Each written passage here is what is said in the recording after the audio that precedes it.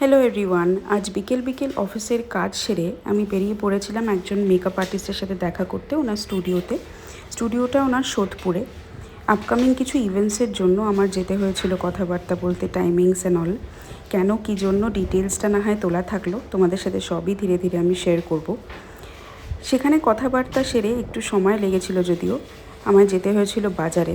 এটা মধ্যমগ্রাম স্টেশনের এপারের বাজার। এখানে আমি আগে কোনো দিনও আসিনি, তাই রাস্তা জিজ্ঞেস করে করে ঢুকতে হলো। চারপাশ থেকে বেশ বড় বাজার এখানে। সবজি, মুদিখানা দোকান, আলাদা করে মাছের দোকান, মাংসর দোকান সবই রয়েছে। রাতে স্যুপের জন্য আমি চিকেন কিনে নিলাম এবং এখানে আমি বোনলেস করেই কিনে থাকি। তারপর ফেরার পথে দেখা হলো সেই বেলুন কাকার সাথে। আজকেও কিনলাম না, definitely I will get someday.